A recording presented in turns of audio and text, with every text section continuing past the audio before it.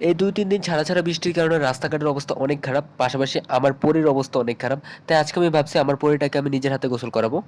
সবসময় তো গ্যারেজে টাকা দিয়ে ওয়াশ করেছি, তাই আজকে ভাবলাম নিজের হাতে আমার পরীকে ওয়াশ করাবো, আই মিন গোসল করাবো আর কি। যারা বাইক চালায় একটা সত্যি কথা বলবো, যেই দিন দেখবেন যে আপনি বাইকটা ওয়াশ করে রাখবেন এর পরের দিন দেখবেন যে বৃষ্টি হয়ে যাবো, রাস্তাঘাটের অবস্থা খারাপ।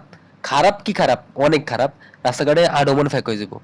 যেহেতু বাইক ওয়াশ করার আমার তেমন কোনো এক্সপেরিয়েন্স নাই, তাও একটু ট্রাই করব মানে সুন্দরভাবে পরিষ্কার করার জন্য। যেহেতু আগামীকাল এটার সার্ভিসিং দিতে যাব, তাই আজকে একটু মানে যেটুকু পারি একটু ওয়াশ করে নিব। আরেকটা সত্যি কথা হলো, নিজের কাজ নিজে করার মধ্যে একটা আনন্দ আছে। আপনি কাজটা পারেন বা না পারেন, যতটুকুই করেন নিজের কাজ নিজে করার মধ্যে একটা আনন্দ আছে, এটা সত্যি।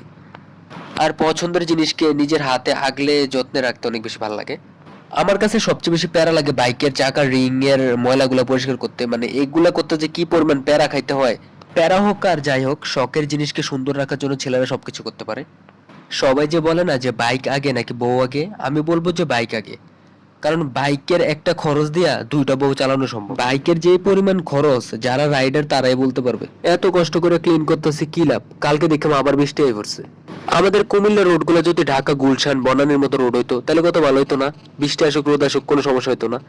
দেন দেন গোসলটা করানোর পর আমার ব্ল্যাক এঞ্জেলটারে কত বেশি সুন্দর লাগতেছে, একদম চকচকা করতেছে রইতে। Wow.